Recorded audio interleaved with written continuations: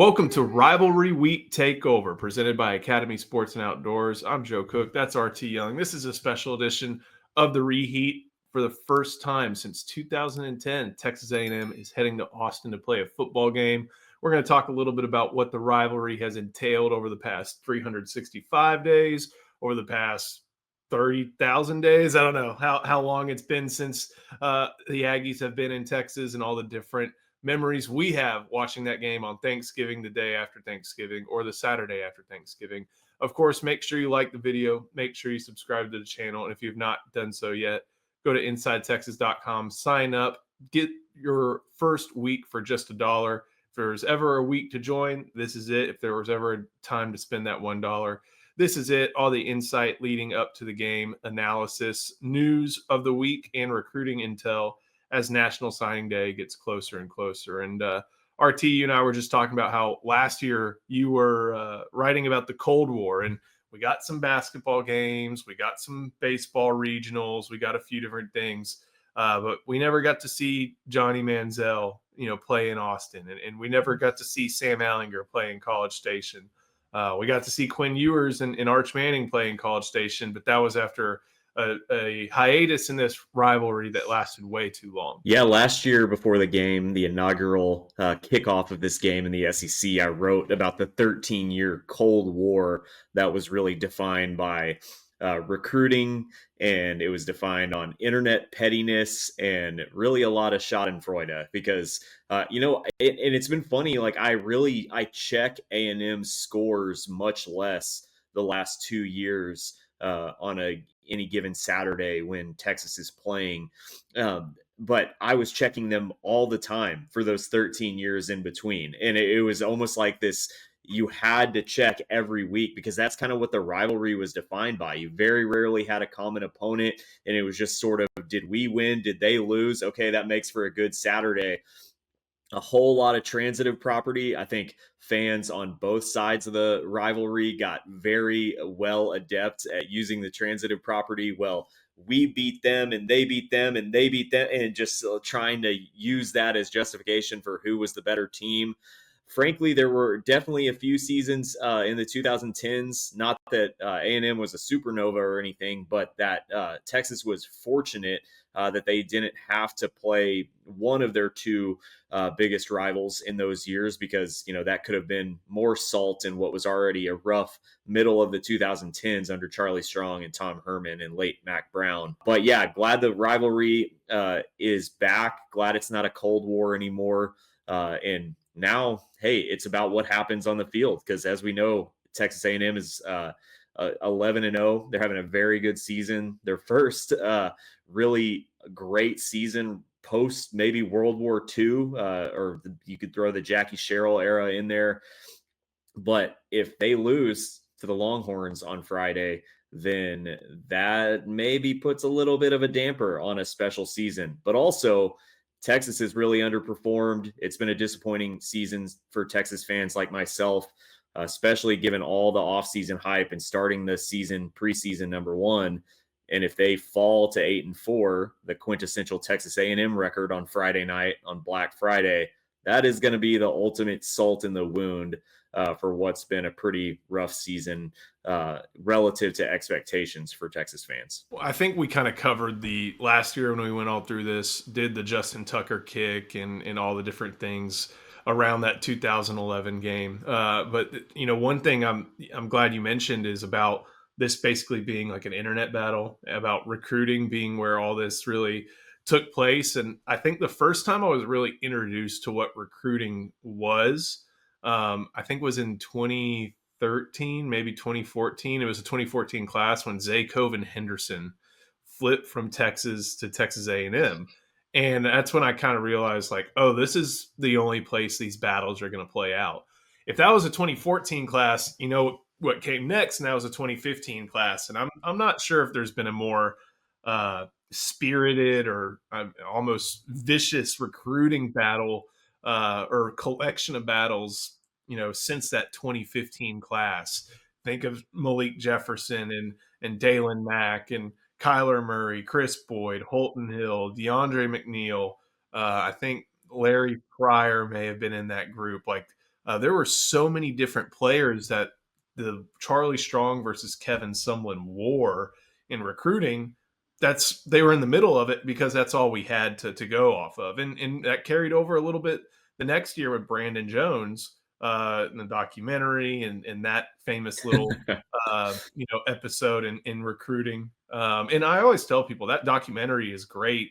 You laugh at it because of the result, but you also have to look at it and be like, dang, friends over at TexAgs did a pretty good job.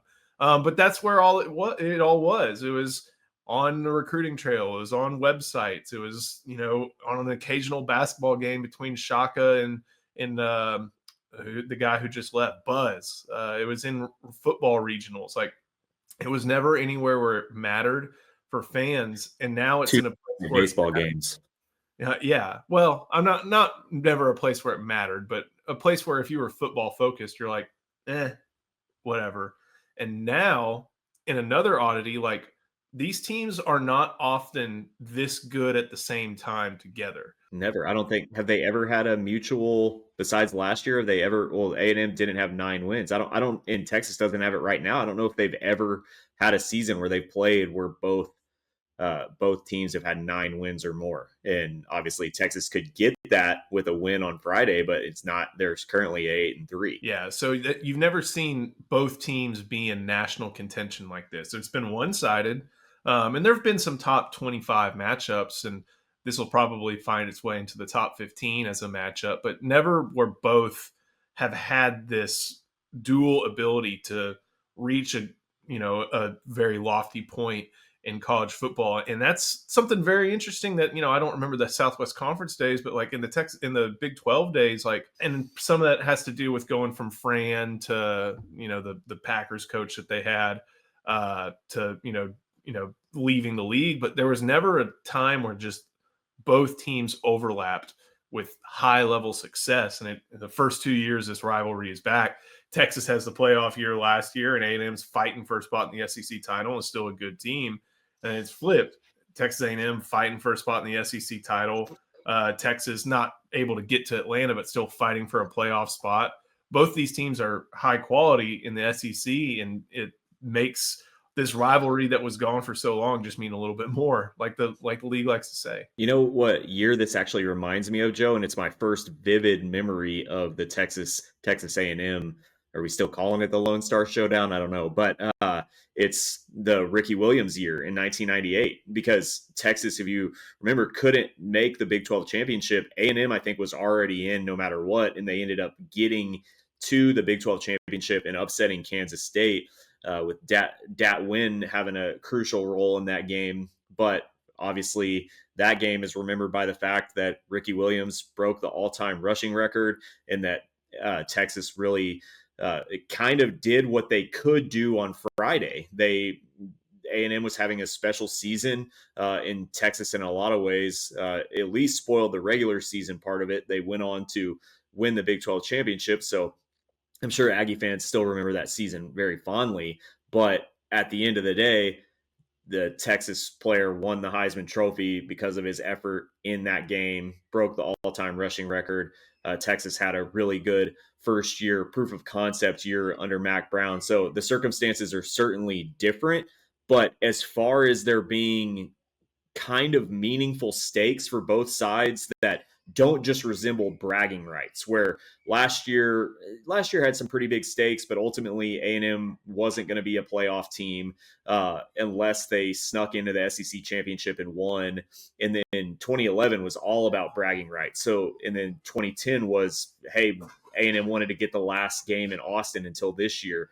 So a lot of these games have been previously about bragging rights, where this one, similar to that 98 game, actually does have some stakes beyond that. Before we keep going, got to show some love to our sponsor. That is Brunt Workwear. This is the Marin. This is the work boot that you need for work. This is the work boot you need for all your holiday pictures, your Thanksgiving pictures, everything you might want to get done. It's fashionable. It's functional. It's got a great steel toe, slip resistant, oil resistant, non-marking, everything you want. Brunt was tired of the workwear brands out there cutting corners. You work too hard to be stuck in uncomfortable boots that don't hold up, so they built something better. Boots that are comfortable and built for any job site. $10 off at Brunt when you use Inside TX at checkout, bruntworkwear.com, Inside TX, and you're good to go. After you order, they'll ask where you heard about Brunt, and do us a favor and tell them it was from this show. RT, one of the cool things about this rivalry coming back in Austin is, I'm not going to say it's looking back on that 2010 game. A&M won that one 24-17. Cyrus Gray had a big game. Von Miller had a big game as well. Nobody from Texas really had much of a big game, unless you really want to give some credit to Marquise Goodwin with a touchdown run. But this was a time when Texas A&M made it take advantage of the Longhorns' inability to capitalize on the 2009 season. But I think one other aspect of this is we just haven't seen the Aggies in Austin, and opposing teams in the SEC, they come to Texas, they sit in the southeast corner. They're kind of like stuck away. If you're at that Arkansas game, you saw that little small travel band. That's not going to be the case. Like, the full Aggie band's coming. I'm sure a bunch of Aggies are coming into this game. Like, we're going to see something in Austin that I don't think another fan base has really been able to replicate, with the full, visiting contingent. And then also all the other different stuff that A&M people do when they head to a new location. Yeah, I think it'll be the most visiting fans that have ever been at DKR. And that's part of, like, I know that there's a lot of Texas detractors who are going to find joy in that. And my comeback to that is always, people want to visit Austin. It's part of the nature of being in Austin that people want to go to games there. There were a lot of Longhorn fans at Kyle Field last year, lest we forget that famous shot of that guy with the construction hat on from College Game Day, while the rest of the sway for the Aggie War Hymn is just going on around him. It's just an iconic shot from last year's game. But I remember that 2010 game. That's only the second time I've actually seen the Aggies in person. I was also at the 2004 game here in Austin. Vince Young, I think it was a clunky score. It was something like 26-16 or something like that. But that's I've only seen the Aggies playing Texas twice. I've seen Aggies play a couple other opponents a few times on the road, never at Kyle Field. But I think this will be a unique environment. I think, obviously, Texas winning yesterday with the beatdown over Arkansas will maybe help Texas fans go into this game a little less nervous. But I think, hey, A&M is also there on the verge of, if the game goes south early, you could see Texas A&M, you could see their fans get a little bit tight, because they have a lot riding on this game too. They're obviously in the playoff no matter what, but you'd be kidding yourself if you think Mike Elko doesn't want to play for the SEC championship and really have Texas A&M's first chance to win the conference since they entered it in 2012. So it's a game where both sides have a lot of stakes. I think it's going to be a unique environment in Austin. We've obviously seen huge games in Austin over the past several years. Alabama coming into town, Georgia coming into town. But I think, as far as the familiarity with the opposing fans, I mean, I'm going to see a lot of Aggies that I know in the stands on Friday night. And I know that familial part of the rivalry, so fitting that it's on Thanksgiving, where you argue with your family members around the table.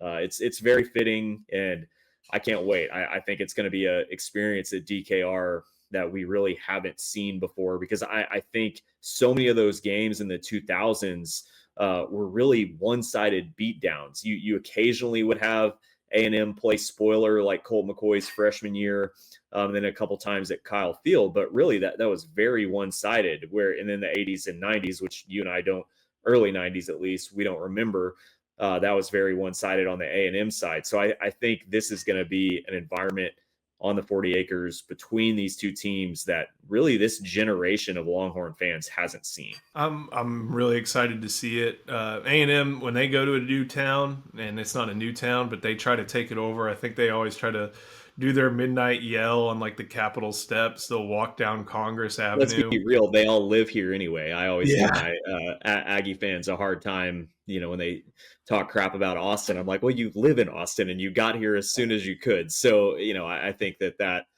is a funny aspect of this. Why aren't more Aggies staying there in the Brazos Valley. Gee, I wonder why. But that's a conversation for an off-season podcast. No, I know. And I remember, just trying to think back on some of those 2000s games. Like, I remember some of the details on the wins just kind of just go. I do remember 2008 and that just being a crowning moment or an attempted crowning moment at the expense of A&M. And I remember it's like, y'all didn't even respect us. It's like, yeah, because I think Texas was on to bigger and better things in that '08 season, trying to get into the BCS and to the Big 12 title. But then I remember like '07 and, that game in Kyle Field. And I remember '06, I think that was the 12-7 game that where Texas A&M really put a licking on Colt McCoy. You can argue whether they were legal hits or not. Like, I remember those games, the losses, more than some of the wins that blended in from, what was it, '01 to maybe even 2000 all the way on up to '05. So this is going to be fun to see because the success that Texas A&M had in the most recent venture in Austin was not something typical of the years prior. And again, they're going to be bringing it out full force and bringing as many Aggies to Austin that don't already live in Austin as possible, bringing the full A&M band, and it's just going to create a night environment that, even though it's on a Friday, I think it's going to live up to anything that the networks want, what the SEC wants, and stuff like that. And remember last year, like, we saw on ESPN just how much ESPN was feeding into the Texas A&M hates Texas so much aspect of it, which is easy to do in College Station. You had game day there. You had, I saw R.C. Slocum literally take a saw to a calf. I think they were roasting over an open flame. Like, and they did the whole intro with the Aggie war hymn and stuff like that, and and I do wonder, maybe even though like Fowler and Herbstreit aren't going to be the call, like, this is going to be the game for ESPN ABC on Friday, and this is going to be a place to make everything center stage.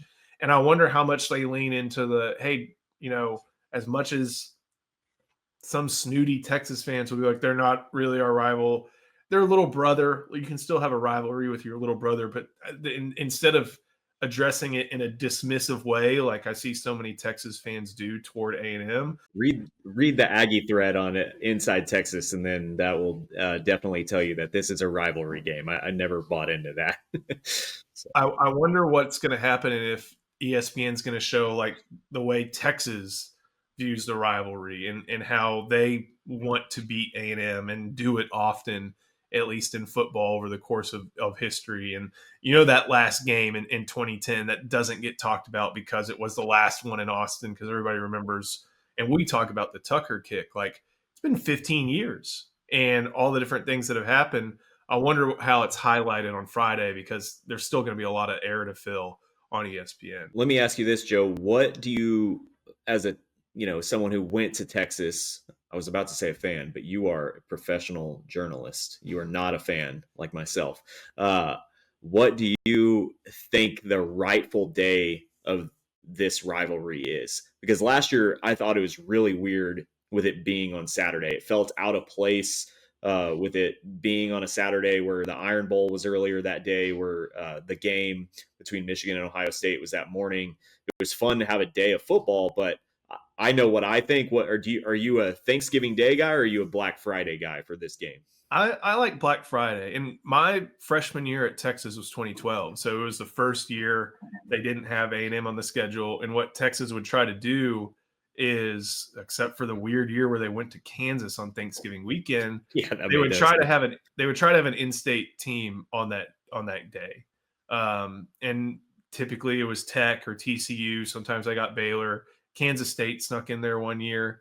But they would always try to do it, and they would do it on Thanksgiving, I think. And I was, I mean, I'm like, I'm going to go to the football game. It's fine. My family came up to Austin. But I like the idea of not working on Thanksgiving, of, having that day to charge everything up and have one more little I guess, appetizer amidst all the different meals as you approach Friday. I think Friday's great because either you win and you get to bask in it all weekend, or you lose and you're like, oh man, okay, and then you turn on Ohio State, Michigan, and that starts to help, flush a little. It'll never make it fully go away, but it starts to flush it.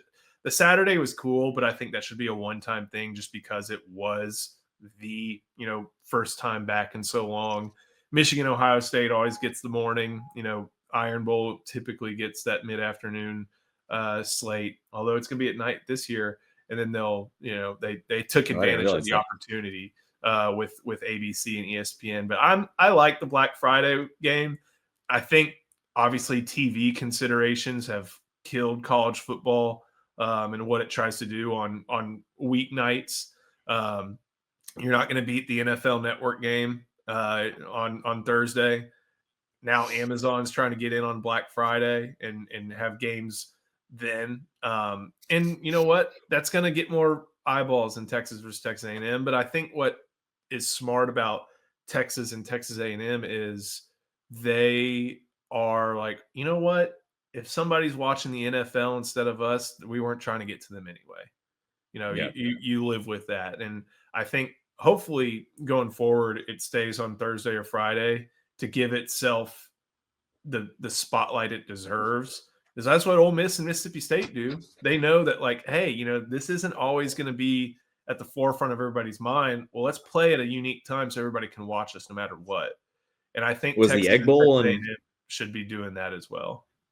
Is the Egg Bowl on Friday this year, or are they you playing on I Thanksgiving as think they're usual? on Friday because Yeah, I think that's college football teams, because remember, it used to be like great ACC games on Thursdays. Like you'd get ranked Florida State or something like that hosting Louisville or something. And you still get that. But college football, and this is something that is an off-season topic, like it's forfeited Thursday. It's like, all right, that's the yeah, NFL's, yeah. It's and so now like frustrating. it's forfeited and it's forfeited Thursday so much that Kirk Herbstreit is calling NFL games. But I like the idea of giving yourself a standalone, time slot. So even if you are going, like, even if you're going up against like Chargers, Dolphins, and some sickos are still going to watch that because it's the NFL and it's on. Like, okay, if you're going to watch Chargers, Dolphins instead of Texas A&M versus Texas, where both teams are in the top 15 and there are real stakes, like you weren't ever going to get that viewer anyway by putting it on Saturday night. So I like giving them a little bit of an island and a place to present themselves as the place to watch college football. So should be a lot of fun this week as we get ready for Texas versus Texas A&M. Thank you for watching. Make sure you like the video and subscribe to the channel. If you have not done so yet, go to InsideTexas.com. Use that first link in our description, and I forgot to do this earlier, use that QR code. Hook'em's pointing right at it. Sign up for just $1 for that first week, and we cannot wait for y'all to come join us over on Inside Texas as we get ready for the rivalry. So, RT, thank you. Thank you for watching. Thank you for watching the Rivalry Week Takeover here on Inside Texas, presented by Academy Sports and Outdoors.